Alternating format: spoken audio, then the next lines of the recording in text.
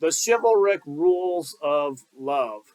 There was an article written by Pastor Dalrock where he highlighted Harvard University had a page with excerpts from De Amor, which is a poem with a list for rules of what we commonly know now as chivalry or courtly love.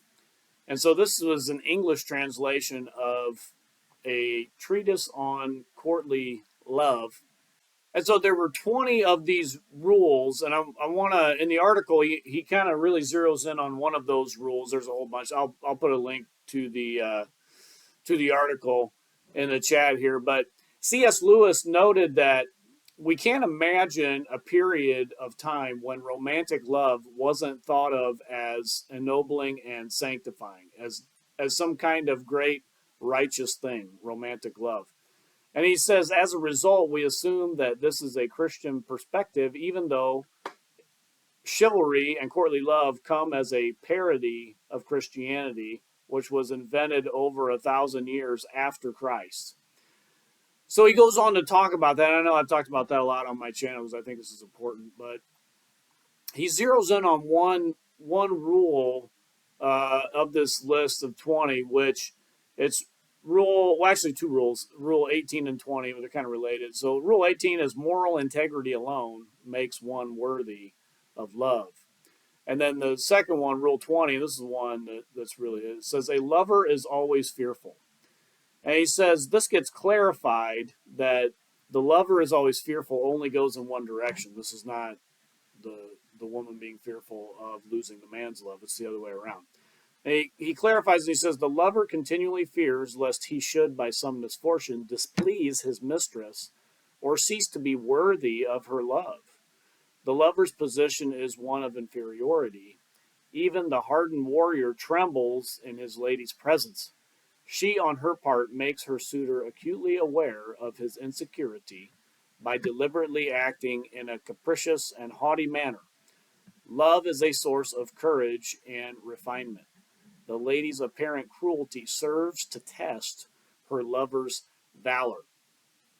And so Pastor Dalrock then kind of comments on this and says this really relates to the modern day servant leader nonsense that's preached in most churches, a lot of churches. You got to be the servant leader, blah, blah, blah, which boils down to men, the husbands, have to always make their wives happy. They have to make their wives happy.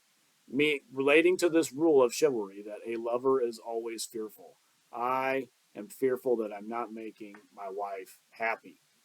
He says this is the foundation of what pastors teach, that we are called to oneness in our marriage. We must be one. The two become one flesh, blah, blah, blah, blah, blah. I'm sure you've heard that before. And oneness has terms. Here's what he draws out in the article. Oneness has terms. Either comply with the terms, and then emotional closeness will follow.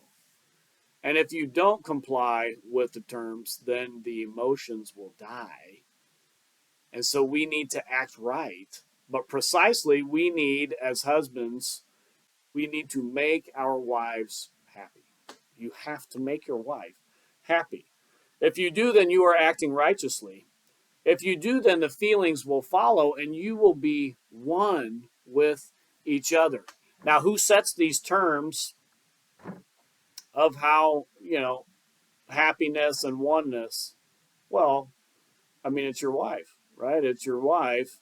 And this is where the lover then, this is the rules of chivalry. The lover is always fearful of displeasing his mistress, or in this case, the wife.